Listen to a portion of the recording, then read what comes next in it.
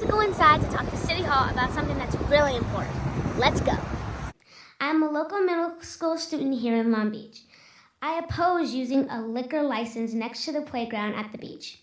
Franklin Sims, 4th District resident, Daryl Supernaz, my councilman. My name is Shemaya Joy. The question before us is whether you should make an exception for alcohol use beside a playground for our kids and families. The answer, I think, is no. The city recommendation says that conditions of approval have been included to ensure that alcoholic beverages are consumed on site within a delineated area. I'm frequently at Junipero Beach with my daughter, and there is no one there to enforce such a delineation. I was one of the first kids to play at the park, so this vote directly impacts me. And we're only talking about a rope dividing alcohol use from the playground. Any local knows that our police force is entirely too small as it is to adequately secure the city, more or less the playground. Hello there. This is Melinda Cotton. Can you hear me? The staff report says there have been 17 calls for service to this area in 1 year. As has been pointed out, it's a high crime area. Even the police department data says that this area is a high crime area. For those of you listening at home, you need to know the truth. The crime rate around this area is 246. That is significant because the average crime rate is only 97. And our threshold of high crime is 116. That means that the crime rate where you would vote to place an alcohol license is more than double the threshold, and right beside our children and families at play. Good afternoon, Commissioners. Ann Cantrell. There's a city ordinance that says no alcohol within 500 feet of a school or park. This is in the park zone.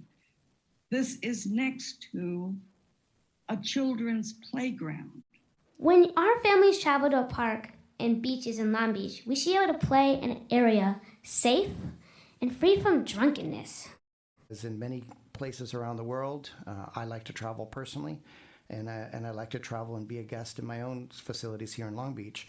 And I would like the opportunity to consume if it presents itself and enjoy the beauty of the city and enjoy the beauty of the ocean with some of these opportunities. So there are already 9 liquor licenses within the census tract around the playground. And legally and technically, there's only supposed to be 4. But I'm not old enough to drink alcohol, but I'm still young enough to play at the park. So why would you build a playground for me, but then put beer and wine right next to it?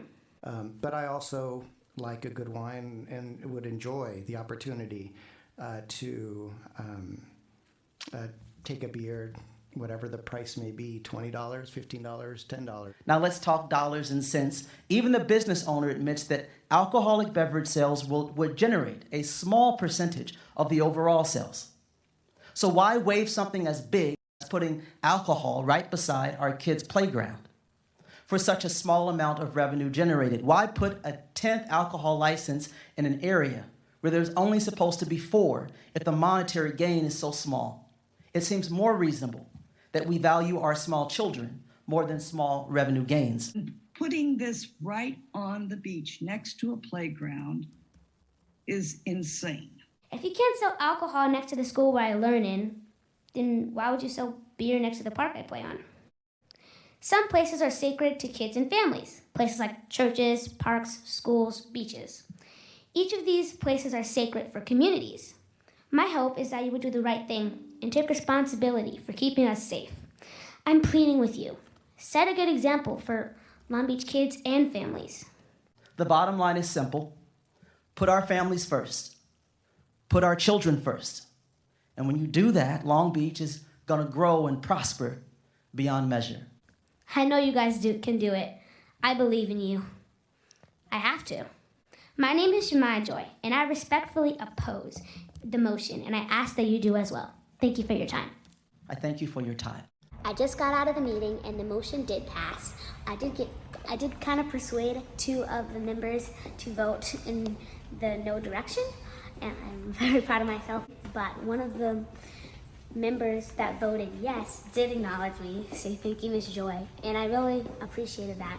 Even though they didn't vote which I would have voted for, I really do appreciate the acknowledgement, and it was really fun experience to be in there, but they asked a lot of questions, and I was really happy because most of the time committees don't really ask many questions. They just hear it and then they vote. Usually they vote 6 yes or 8, 9 yes. So I was really proud to see them actually caring because they were actually taking the time to ask the clerk question.